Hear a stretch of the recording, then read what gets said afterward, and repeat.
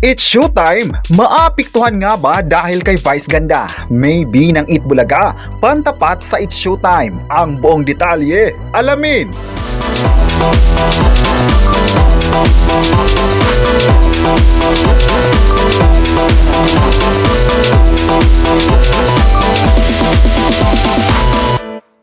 Ngayong August 1, 2026 ay mainit na pinag-usapan pa rin ang It's Showtime sa social media. Pinag-usapan din ngayon sa online kung ano nga ba ang posibleng mangyari sa It's Showtime pagkatapos ng pangyayari. Posible raw na magkakaroon na naman ng suspensyon kapag napatunayan ng MTRCB na may paglabag ang noontime program.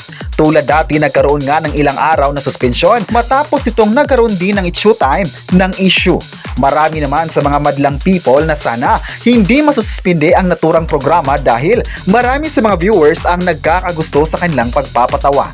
Aminado naman ang mga viewers na may mga pagkakataon na off jokes na, pero sana naman raw na maiintindihan na hindi sinasadya ng mga host ito lalo pat naka-live. Marami naman sa social media ang nagsabing sana magiging fair ang MTRCG sa pagbibigay ng desisyon dahil mahal na mahal nila ang noontime show. Kahit may mga pambabatikos man sa komedyante na si Vice Ganda, ngunit kitang-kita naman kung gaano kasaya ang mga viewers kapag present sa programa ito. Kung may pagkakamali man raw si Vice, sana maiintindihan pa rin ng mga tao na tao lang din ito na pwedeng pag-usapan muna. Bet na bet kasi ng mga tao ang komedyanteng ito at araw-araw nakatutok talaga ang mga viewers sa kanilang paandar. May nagsabi naman na hindi sila papayag na mawawala ang noontime show dahil naging paborito nila ito mula noon at hanggang ngayon. May nagsabi naman na sana patatawarin ang programa para tuloy na tuloy pa rin ang saya sa pananghalian.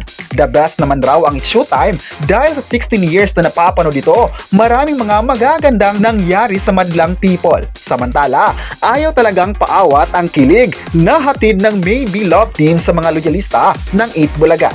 Isa sa mga posting ngayon ng TV5 Noontime Show ang tambalan ni Raisa Medizon at Bimbi Aquino. Pamatay nga ang kilig na hatid ng Maybe sa Dapper Cats at talagang dinudumog pa rin sa studio. Dumarami nga ang Maybe fans na nagpupunta sa TV5 Media Center para makita ng personal ang Maybe Love Team.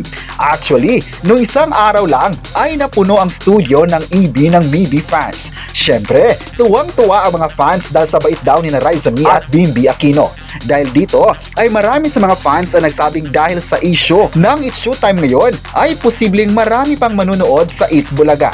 Marami naman talaga ang nagbibigay ng pahayag sa online tungkol kay Vice Ganda na sumobra na ang kanyang pag-joke sa mga tao. Pero marami naman talaga ang nag-aabang ngayon sa muling pagbabalik ni Vice Ganda sa It's Showtime at alamin nila kung ano pa yung mga magagawa ng noontime show para mas mapapasaya pa ang mga viewers.